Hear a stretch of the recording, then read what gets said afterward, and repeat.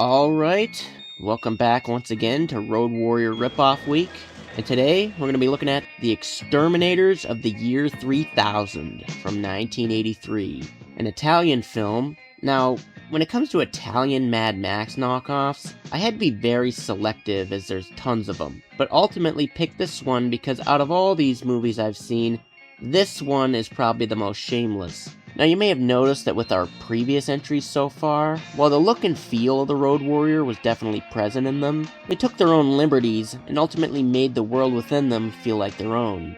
This movie, however, well, just look at it. Do I even need to say anything? It's such a shameless knockoff of the Road Warrior that it just does not give a fuck, and it's not afraid to hide it. That's what you gotta love about Italian exploitation films.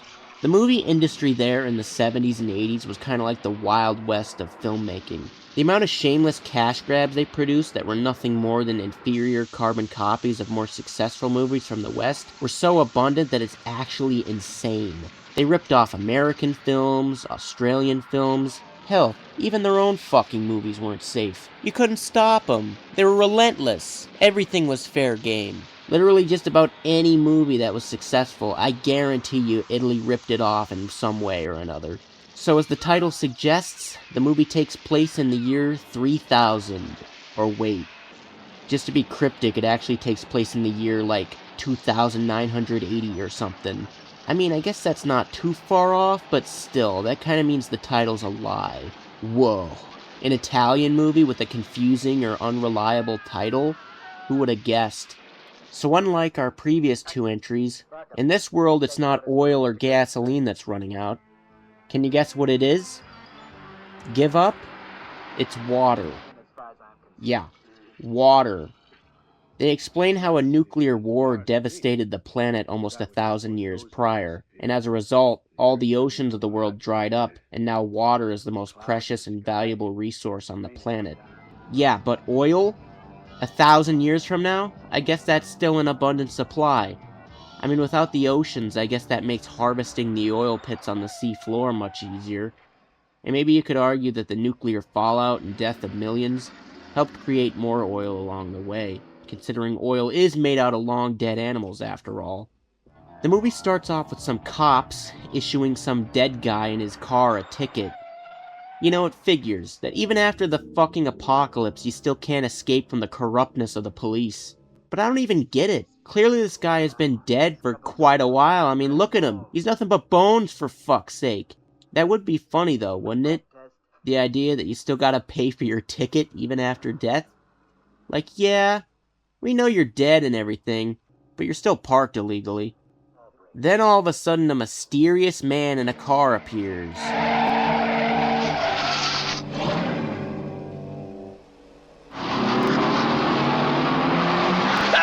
Gee, looks like he's had just about enough of the cops as everyone else. This is our main character, or at least one of them, played by Italian actor Robert Iannucci. His character's name is... Alien doesn't do deals with anyone. How now, Alien? Hey, Papia, it's me, Alien. Alien? Keep away from me, Alien. His name is Alien? Yeah, he sure looks just like an alien, doesn't he? He's a wasteland drifter, pursuing his ever-going search for water. Just like everyone else in this world, I imagine. Trouble arises, however, when one of the cops he beat up earlier ends up stealing his vehicle while he's looting the police car. Well, at least I think it's one of the cops, I can't really tell. Though given the nonsensical nature of many Italian exploitation films, I really wouldn't be all that surprised if it was just some random homeless person or something that's never referred to again. That'd be about on par.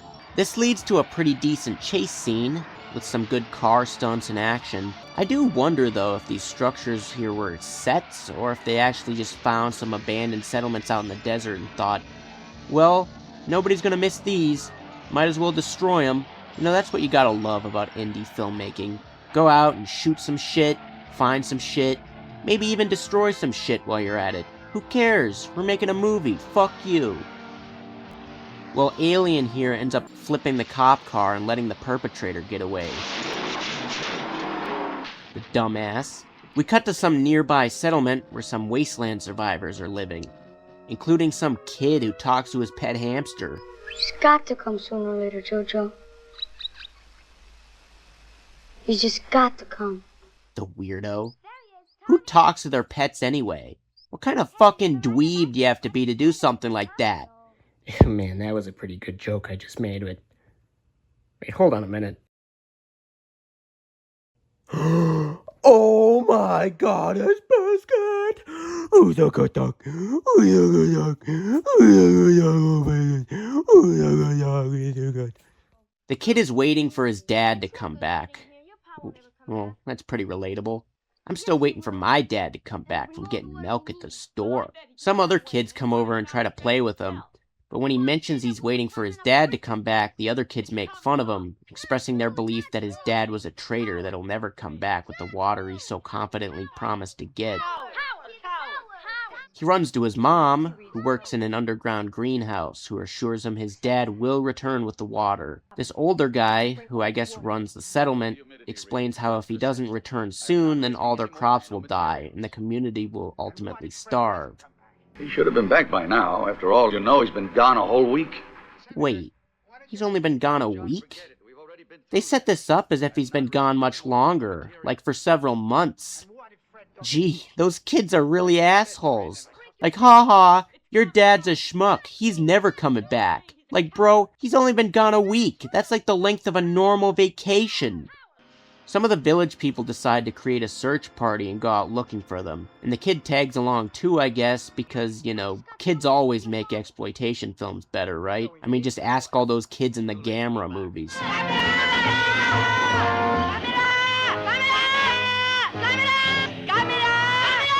Shortly after departing, however, the party gets intercepted by a posse of bandits who bear an uncanny resemblance to the villains from the Road Warrior. Now, I already pointed this out earlier, so I won't dwell on it, but that's just some fuck. Oh my god. We get another pretty decent chase scene here, but again, it pales in comparison to the real thing, and only makes you wish you were watching the Road Warrior instead. The bandits end up overtaking the tanker, only to discover that it's empty. Empty! It's empty! Look at the villain here. What the hell is he wearing? A bathroom rug? Also gotta love his little Padawan ponytail or whatever the hell it's supposed to be going on in the back. He's also wearing eyeshadow. Man. Compared to the black leather-strapped hockey mask wearing Casey Jones looking villain from the Road Warrior, this guy just seems pretty benign and silly in comparison, don't you think? They end up killing the driver of the rig after he refuses to cooperate and not give them the location of the spring. Guess they overlooked the boy in the back seat, however. We cut back to Alien, still can't believe that's what we're stuck calling him, overturned in the police car just like we last saw. A few vultures appear looking for a quick meal, and he shoots one of them using his dinky-ass Star Wars blaster, whatever the hell it is. The kid from the tanker, now stranded, goes wandering around the desert in search of something. I don't really know. Also, what's up with the music here? What are we seeing, the POV of a slasher villain?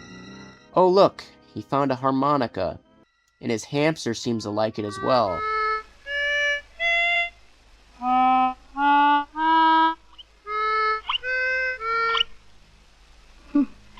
You like that, huh, Jojo? Well, either that or he's trying to tell him to shut the fuck up.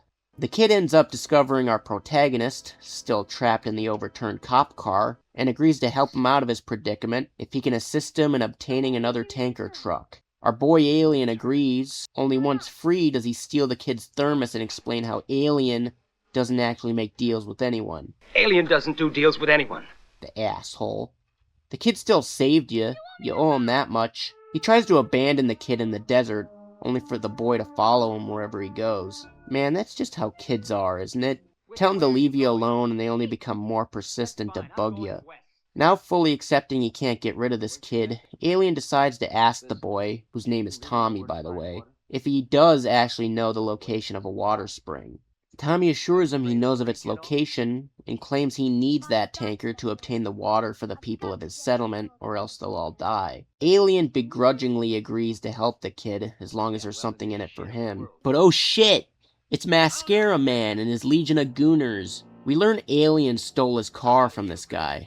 Ironic, seeing as that same car got stolen from him. They end up getting captured, although it's short-lived as Alien ends up escaping on one of the goons' motorcycles. They interrogate the kid to spill the location of the water, no pun intended, before Alien ultimately returns to save Tommy, but not before ripping the kid's arm off. Holy shit! Good thing we learned the kid's actually a robot. We cut back to the commune, where we learn their water tap is run dry. The villagers now realize they have to ration out the remainder of their food before hopefully a miracle can happen. Meanwhile, Alien fixes Tommy's arm with some duct tape. There we go. Good as new. And remember, if you can't fix it with duct tape, well then you're clearly not using enough duct tape. He agrees to bring Tommy to a mechanic friend of his, whose name is Papillon, to assist with further repairs. But looks like they gotta walk there as it appears their bike's out of fuel. What's the matter? What's wrong with you? My arm. It hurts terribly. What do you mean your arm hurts terribly? You're a fucking robot. What, has he been hardwired to feel pain? If so, that's pretty fucked up. Imagine programming an artificial intelligence to comprehend both physical and mental anguish. No wonder Skynet ends up taking over. They end up arriving at Papillon's place, and as it turns out, he doesn't seem all too happy to see him. Hey, Papillon, it's me, Alien. Keep away from me, alien. You know, no offense, but this guy kind of seems like just your average rural backwoods American, doesn't he? All like, God damn it, get off my property, you're trespassing. I don't got shit for you, be gone, varmint. Fuck you. He ultimately ends up agreeing to help them, and also turns out he's in possession of Alien's stolen car. How ironic. Not really sure how he got that, but okay. He also partakes in some makeshift operations to try and reattach the kid's arm. Also, yeah, give him some beer to drink.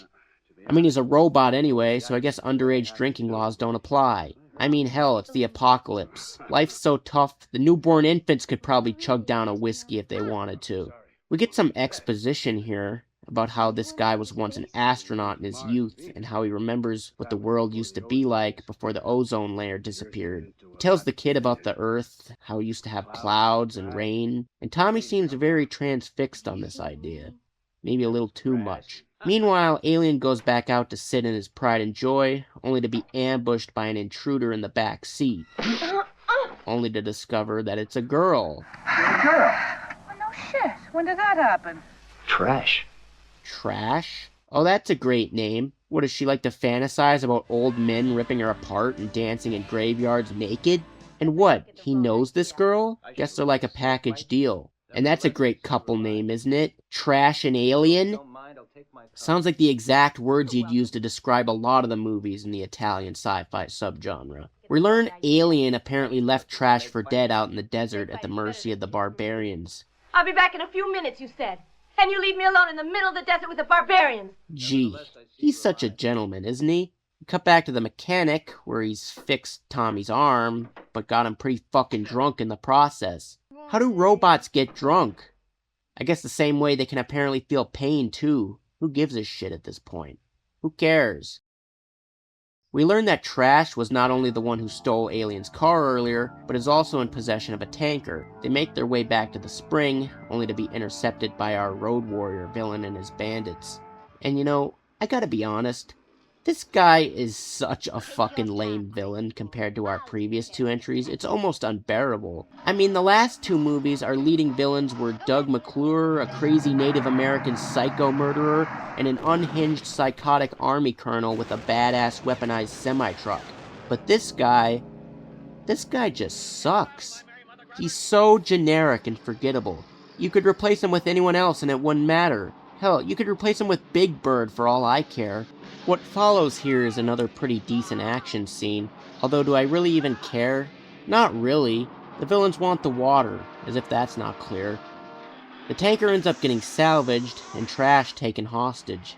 Good thing Tommy is here to save the day. Holy shit.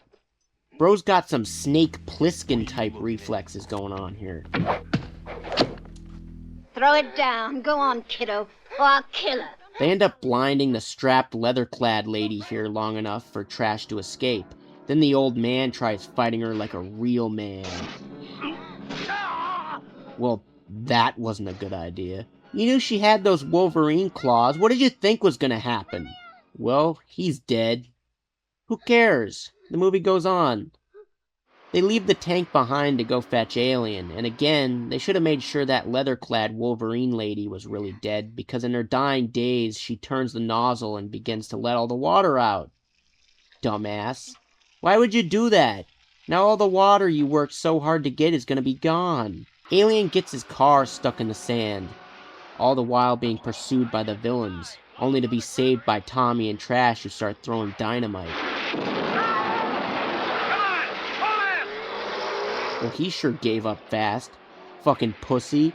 Our villain from Don't Go in the Woods here, who I couldn't tell you his name because I really don't care enough to look it up, jumps onto Alien's car, or his stolen car, I guess, to try and get it back. Alien ends up crashing it again, and our villain runs at him with a hand cultivator or something, only to get shot in the head by Alien's blaster. Man, this movie's full of more bad decisions than your average slasher film. Thankfully, the director of this movie never found it necessary to make the special edition change to have the villain shoot first. Yes, I bet you have. McClunky.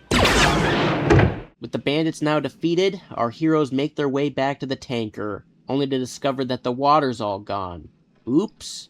Well, maybe you should have left someone behind to watch it. Oh no. All the water's gone. The people at the commune, now realizing there's no hope left, decide to hit their self-destruct button. Okay. First of all, why would you have something like that? Like, realistically, why? And second, they really thought this was the best course of action to take? Oh, our water's all gone. Guess I'll die. I mean, what the hell? What kind of reasoning is that? As our heroes stumble upon the scene of destruction, all of a sudden it starts to rain. Wait a minute. Didn't they mention earlier that the ozone layer was gone? That there's no more clouds or precipitation? That the nuclear war destroyed the ecosystem? So why the hell is it raining? Who cares? The movie clearly stopped caring, so why shouldn't we? Man, if only those villagers had waited a few more minutes, then they wouldn't have had to blow themselves to smithereens. I mean, they didn't really have to do that anyway, all things considered. Maybe they just thought it would look cool. Alright, so that's Exterminators of the year 3000. And like I said at the beginning, whoo boy, is this some shameless shit. I mean, realistically speaking, they didn't even try to make their own movie here. This is one of the most shameless knockoffs of the Road Warrior I've ever seen. So I guess that makes it perfect for Road Warrior Ripoff Week, hypothetically. Although the action here is definitely better than our first entry, and about on par with our second. The movie's lack of any interesting characters or a good villain really brings this one down. The plot is almost identical to the Road Warrior, just swapping a tanker filled with gasoline for one filled with water. And again, water? That's the best thing they could come up with? A world with no water? It's like the opposite of Waterworld. But honestly, I may even prefer that movie over this one. It does look like shit. Still, I guess it's not the worst Italian Mad Max knockoff out there. At least it's not annoying or provocative for no good reason. It's got some good action set pieces and car stunts, even if I'm not really invested in what's going on half the time. It's a decent movie with some serious flaws. But again, it may be worth a watch if you're into these type of dystopian post-apocalyptic action movies. If I had to rate this one, I guess I'd give it 2.5 beer-chugging child robots out of 5. Well, that's it for part 3. Tune in again tomorrow when we're going to be checking out the first American movie on the list, Cherry 2000 from 1987, starring Melanie Griffith of all actors. Holy shit, we might actually be in for another good one again. Well, then again, this is your host, Billy, and just like last time, I thank you so much for watching, and once again, I'll see you in the next one.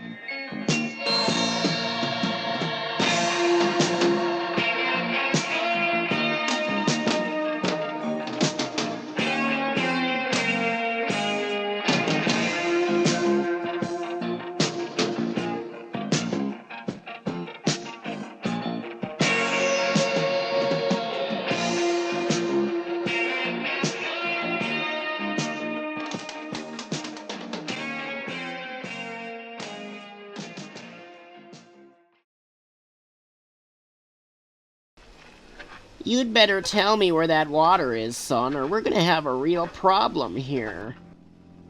Ah!